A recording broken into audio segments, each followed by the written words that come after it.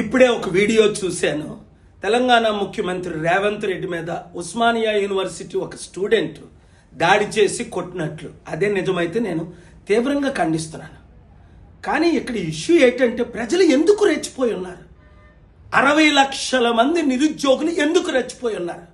4,000 ఇస్తానని 4 రూపాయలు ఇవ్వకపోవడం, ఉద్యోగాలు ఇస్తానని ఉద్యోగాలు ఇవ్వకపోవడం, వీళ్ళకేమో లక్షల కోట్ల ఆస్తి సంపాదించుకుంటున్నారని ఆరోపణలు. అప్పుడు ఆయన మీద, ఇప్పుడు ఈయన మీద, ఈయన కుటుంబ సభ్యుల మీద.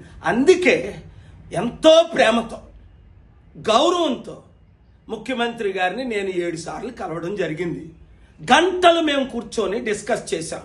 ఒక సమిట్ పెడితే 1,00,000 కోట్లు వస్తుంది, 1,00,000 కోట్లు డొనేషన్ వస్తుంది, లక్షల కోట్లు ఇన్వెస్ట్మెంట్స్ వస్తాయి. ఇప్పుడు 2 సమిట్లు పెట్టారు. భారత్ సమిట్ ఏదో అప్పుడు, ఇప్పుడు ఏదో ఫ్యూచర్ సిటీ. ఏమైనా డబ్బులు వచ్చాయా? ట్రంప్ సంస్థ విలువే 900 కోట్లు, వాళ్ళేమో 1,00,000 కోట్లు ఇన్వెస్ట్మెంట్ చేస్తారట. ఇది ఎంత జోకు? వాళ్ళకి 2023-24లో 600 కోట్లు లాస్ వచ్చి ట్రంప్ మీడియా సంస్థను మూసేయడానికి సిద్ధపడితే ఒక రిపబ్లికన్ బిలియనేరు కొంతమంది కాపాడారు.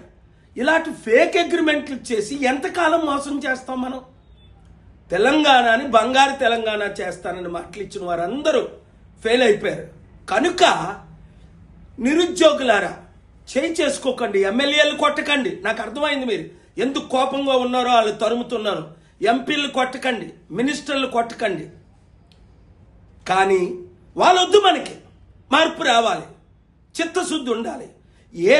1-2 కులాలే వెళ్ళాల మనల్ని, మనం ఎలుకుందాం, మార్పు తీసుకొద్దాం.